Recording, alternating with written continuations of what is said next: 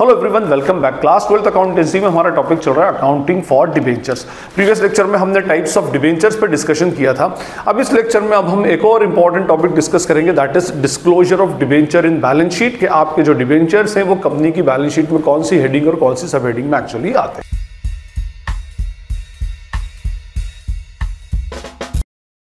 सबसे पहले हम disclosure of debentures in balance sheet का बैकग्राउंड और उसके कंसेप्ट के ऊपर डिस्कशन करते हैं। देखिए होता क्या है कि हम बात कर रहे हैं, हमारा जो चैप्टर है उस चैप्टर का नाम है अकाउंटिंग फॉर डिबेंचर्स। और आपने फर्स्ट लेक्चर सुना होगा, तो debenture itself is a loan instrument. ये कंपनी के ऊपर एक टाइप का लोन है, कंपनी लोन इससे अरेंज करती है, फाइन। और किसी भी बिजनेस के लिए लोन अगर वो कहीं से लेता है तो वो उसके लिए क्या होती है, लाइबिलिटी होती है। और लाइबिलिटी कहां पे रिकॉर्ड होती है, बैलेंस शीट के अंदर। ठीक है, बैलेंस शीट में लाइबिलिटी और एसेट दो साइड्स एक्चुअली इसके अंदर होती हैं। ओके, अब होता क्या है कि debentures whole and sole companies ही इशू कर सकती हैं, सोल प्रोप्राइटर और पार्टनरशिप फर्म डिबेंचर्स को इशू नहीं कर सकते। तो नेचुरली अब यहां पर ये जो डिबेंचर्स हैं कंपनी अपनी बैलेंस शीट में रिप्रेजेंट करेंगी। तो आप बोलेंगे सर कर दे दीजिए, कहां पर करेंगी, वो लाइबिलिटी साइड में। नो, एक्चुअली होता क्या है कि कंपनी के जो फाइनेंशियल स्टेटमेंट है, फाइनेंशियल स्टेटमेंट बोथ, हाँ, income statement as well as balance sheet, ये as per schedule 3 part 1 and 2 के अकॉर्डिंगली बनते हैं एज पर कंपनीज एक्ट 2013।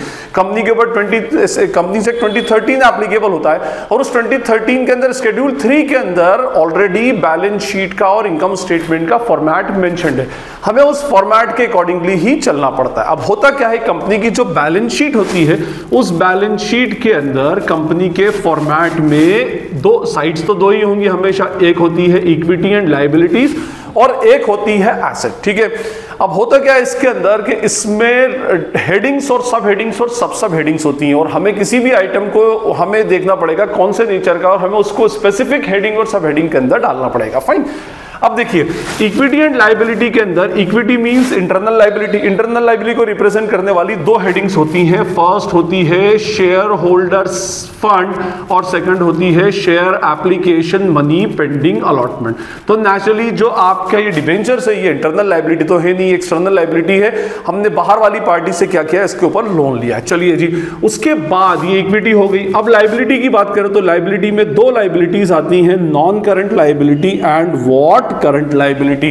ठीक है, ये दो लायबिलिटी एक्सटर्नल लायबिलिटी को रिप्रेजेंट करती है। नॉन करंट लायबिलिटी में फिर चार हेडिंग होती हैं। फर्स्ट होती है लॉन्ग टर्म बोरिंग्स, सेकंड होती है डेफर्ड टैक्स लायबिलिटी, थर्ड होती है अदर लॉन्ग टर्म लायबिलिटीज, ठीक है, और फोर्थ होती है इसमें long term provisions. Current liability में होती है शॉर्ट टर्म बोरोइंग्स, सेकंड होती है ट्रेड पेबल्स, थर्ड होती है अदर शॉर्ट टर्म लायबिलिटीज और फोर्थ होती है शॉर्ट टर्म प्रोविजंस। ठीक है, तो अब क्वेश्चन ये उठता है कि साहब ये कंपनी का लोन है, कंपनी का लोन है तो कंपनी की बैलेंस शीट में जाना चाहिए, पर क्वेश्चन ये कि कौन सी हेडिंग और कौन सी सब हेडिंग में जाना चाहिए, ये एक्चुअली फंडा है disclosure of debenture in balance sheet का। I hope it is clear.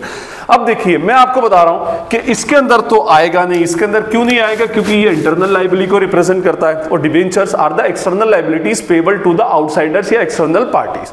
अब वो या तो नॉन करंट लायबिलिटी में आएगा और करंट लायबिलिटी में आएगा। तो डिबेंचर्स जो होते हैं वो डिस्क्लोज होते हैं in non current liabilities as well as in current liability.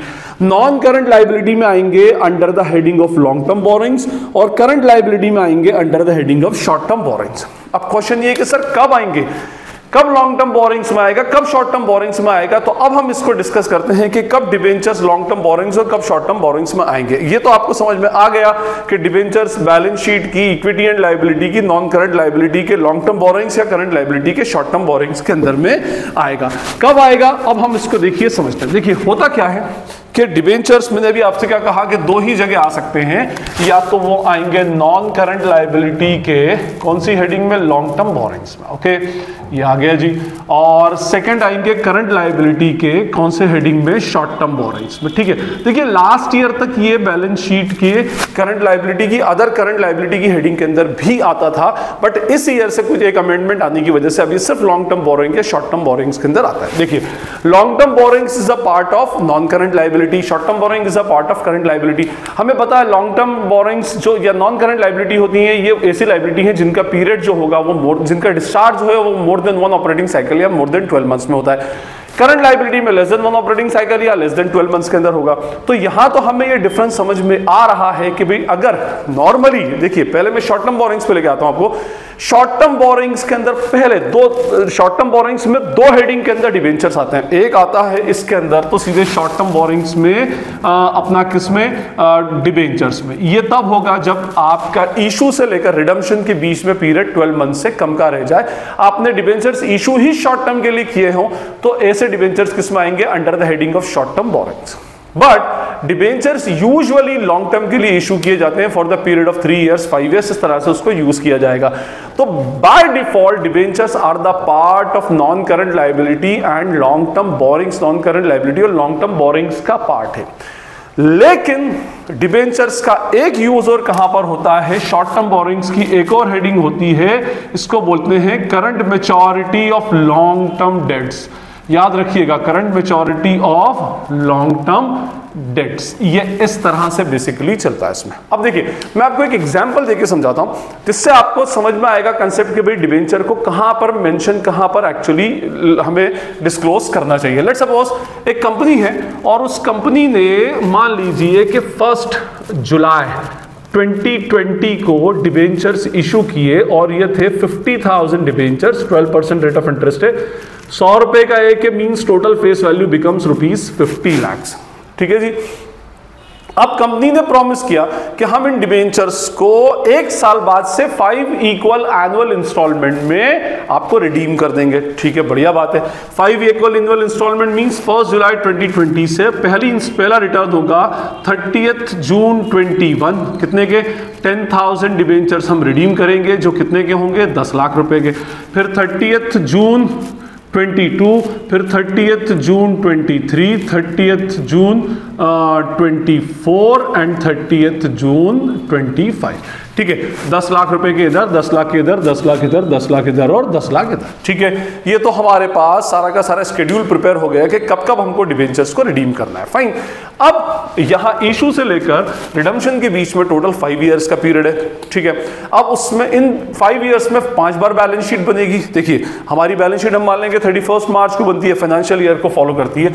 तो एक बैलेंस शीट हमारी बनेगी 1 जुलाई और 30 जून के बीच में 31 मार्च 21 को। ठीक है, 31 मार्च 21 को। अब इस दिन आपको डिबेंचर्स को डिस्क्लोज करना है बैलेंस शीट में। ठीक है, कैसे डिबेंचर को? अब देखिए, टोटल 50 लाख में से 10 लाख रुपए के डिबेंचर इस डेट के 3 मंथ्स के बाद रिडीम हो जाएंगे। ये 3 मंथ्स का पीरियड है। तो टोटल 50 लाख को हम 2 पार्ट्स में बाइफरकेट करेंगे। 10 लाख जो 3 मंथ्स के बाद रिडीम होने वाले हैं और 40 लाख जिनमें अभी 4.5 सवा 4 साल बचा है अभी। ठीक है, तो हमने ये जो देखिए, इसको कैसे हेडिंग में आएगा? ये हमारी बैलेंस शीट है। इक्विटी एंड लायबिलिटीज में पहले हम डालेंगे नॉन करंट लायबिलिटीज में long term borings. Long term borings में लिखेंगे हम 12% डिबेंचर्स और सिर्फ कितने लिखेंगे? ओनली ₹40 लाख। 40 लाख क्यों? क्योंकि अभी 40 लाख में 1 साल से ज्यादा है या एक ऑपरेटिंग साइकिल से ज्यादा का पीरियड है। और जो 10 लाख जो अभी से 3 मंथ्स के बाद रिडीम होने वाले हैं वो जाएंगे under the heading of current liability और उसमें भी शॉर्ट टर्म बोरिंग्स। और शॉर्ट टर्म बोरिंग्स की भी सब heading current maturity of long term debts के अंदर अंडरलाइन करके यहां लिख देंगे 12% डिबेंचर ₹10 लाख। ये वाले डिबेंचर्स इसके अंदर आते हैं। आई होप इट इज क्लियर। ठीक है, तो ये हो गया। अब 30 जून आएगी तो ये डिबेंचर रिडीम हो जाएंगे। चलिए जी, डिबेंचर रिडीम हो गए। फिर 1 साल बाद हम बैलेंस शीट बनाएंगे। कब? 30 जून 21 और 30 जून 22 के बीच में 31 मार्च 22 को। ओके, इस दिन जो हमारी बैलेंस शीट बनेगी इसमें फिर वही। अच्छा, अब हमारे पास टोटल 40 लाख के डिबेंचर्स हैं। 40 लाख के डिबेंचर्स में से भी 10 लाख के डिबेंचर को रिडीम करने में हमारे पास सिर्फ 3 मंथ्स रह गए। तो हम यहां पर हेडिंग डालेंगे non current liability. Non current liability में लॉन्ग टर्म बोरिंग्स और यहां आ जाएगा 12% डिबेंचर ₹30 लाख। ये 30 लाख रुपए हो गए। और सेकंड होगा हमारा करंट लायबिलिटी। करंट लायबिलिटी के अंदर शॉर्ट टर्म बोरिंग्स की हेडिंग में current maturity of long term debts की हेडिंग में लिख देंगे 12% डिबेंचर ₹10 लाख। ठीक है, ये हमारा फिर से पेमेंट हो गया। ठीक है, फिर से रिकॉर्ड हो गया। फिर ये पेमेंट हो जाएगा। अब हम इन दोनों बैलेंस शीट के बीच में फिर से नई डेट लेंगे। कौन सी डेट है अब? 30 जून 31 मार्च 23। 31 मार्च 23 को जो बैलेंस शीट बनेगी, अब हमारे पास टोटल डिबेंचर्स रह गए कितने के, ओनली ऑफ ₹30 लाख। इस दिन जो बैलेंस शीट बनेगी फिर नॉन करंट लाइबिलिटी में, देखिए इसमें 10 लाख के अभी 3 मंथ्स के बाद रिडीम होने वाले हैं, तो नॉन करंट लाइबिलिटी में आएगा लॉन्ग टर्म बोरोइंग्स में 12% डिबेंचर ओनली ₹20 लाख, क्योंकि 20 में से 10 लाख अब 3 मंथ्स के बाद में रिडीम हो जाएंगे, तो 20 लाख। और सेकंड आ जाएगा हमारा सेकंड आ जाएगा हमारा करंट लाइबिलिटी में शॉर्ट टर्म बोरिंग्स में current maturity of long term debts के अंदर 12% डिबेंचर ₹10 लाख, ठीक है, क्योंकि इसको रिडीम होने में अब सिर्फ 3 मंथ बचे हैं, ये 3 मंथ बाद रिडीम एक्चुअली हो जाएंगे। ओके, उसके बाद फिर next balance sheet will be made on 31 मार्च 24। फिर वही कहानी आपकी इस बैलेंस शीट में 10 और 10 20 लाख को फिर 2 पार्ट्स में बाइफरकेट करेंगे। 10 लाख वो जब से 3 मंथ्स के बाद में रिडीम होने वाले हैं, और 10 लाख वो जो 1 साल 3 मंथ के बाद में रिडीम होंगे। ओके, इसमें भी नॉन करंट लाइबिलिटी में लॉन्ग टर्म बोरोइंग्स के अंदर 12% डिबेंचर्स में डाल देंगे कितना, 10 लाख रुपीस, ठीक है। और करंट लाइबिलिटी में शॉर्ट टर्म बोरोइंग्स के अंदर current maturity of long term debts ₹10 lakh, ये डाल दिया गया, ठीक है जी। चलिए ये हुआ, और उसके बाद हमारी कौन सी बची, last balance sheet will be made on what, यहां बता देता हूं मैं, 31 मार्च 25।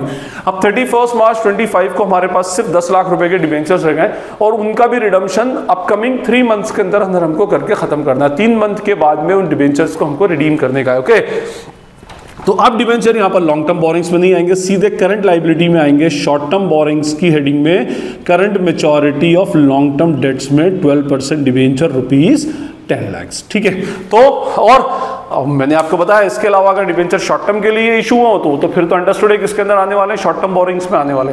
तो डिबेंचर के साथ याद रखिएगा कि डिबेंचर्स ओरिजिनली तो लॉन्ग टर्म बोरिंग्स या नॉन करंट लाइबिलिटी का पार्ट होते हैं, बट स्टिल अगर उसकी मेच्योरिटी के अंदर 12 मंथ से कम का पीरियड या एक ऑपरेटिंग साइकिल से कम का पीरियड रह गया हो, तो उस केस में फिर हम उसको शॉर्ट टर्म बोरिंग्स की current maturity of short term debts के अंदर लिखते हैं। देखिए मैं बता दूं आपको, ये इस साल में अमेंडमेंट हुआ है, पहले ये current maturity of long term debts जो है ये जाता था अदर करंट लाइबिलिटीज की हेडिंग के अंदर, इस साल से हम उसको शॉर्ट टर्म बोरिंग्स की हेडिंग में ही डालते हैं। तो ये याद रखिएगा, अपना कंफ्यूजन नहीं हो, क्योंकि एमसीक्यू के अंदर हो सकता है कि इस तरह का कोई क्वेश्चन आ जाए और आप कंफ्यूजन के अंदर उसको उधर डाल दें, ठीक, फाइन।